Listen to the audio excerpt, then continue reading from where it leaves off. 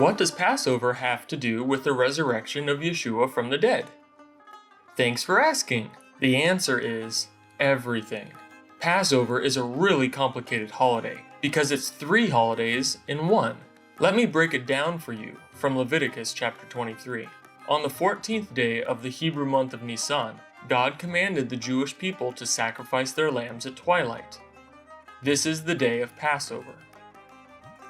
The next day, the 15th of Nisan, is a special Sabbath day and the beginning of the Feast of Unleavened Bread.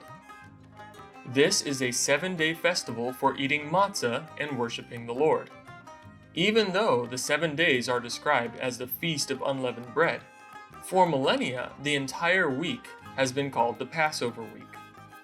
In the middle of this week comes a 3rd festival, called the Feast of First Fruits.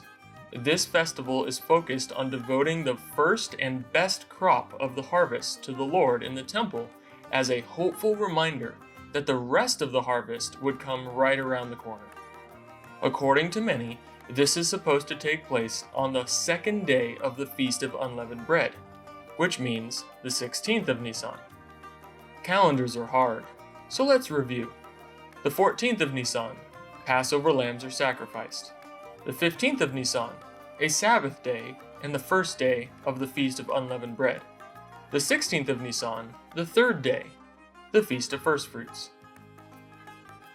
All of this is important because Jesus not only fulfilled the Passover by dying as the Lamb of God on the 14th of Nisan, but he rose from the dead on the 16th of Nisan as a fulfillment of the Feast of First Fruits.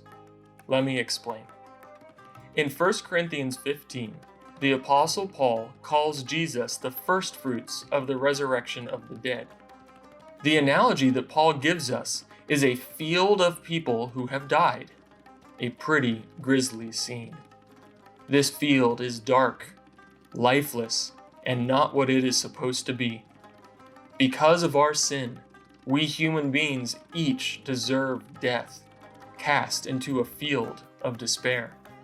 But the Father, Son, and Spirit did not want to leave us there.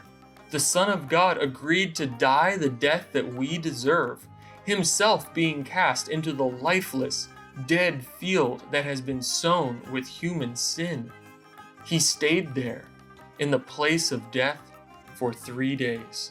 But then, all of a sudden, life springs forth. A single glorious plant rises above the death.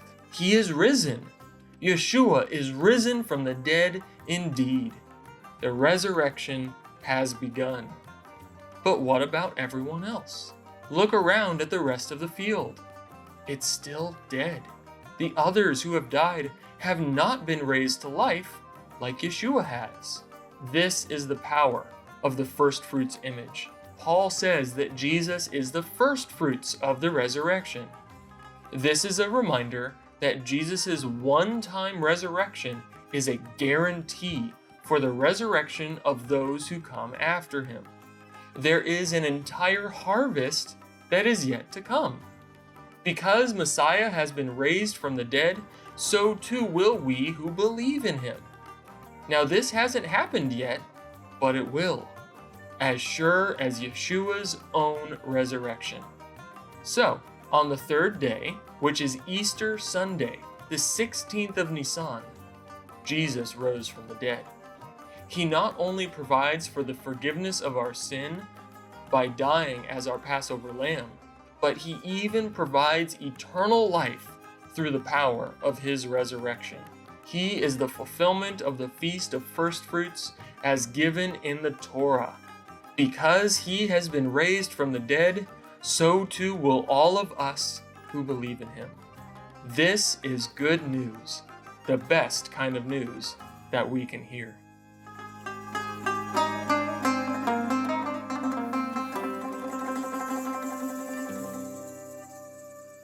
If you enjoyed what you just watched, then please like, comment, or subscribe to our YouTube channel for more great teachings, videos on our work, and the latest updates on our ministry. If you'd like a copy of a free book I wrote entitled Isaiah 53 Explained, then please click on the link provided and I know that you'll receive it and enjoy it. So God bless you and shalom.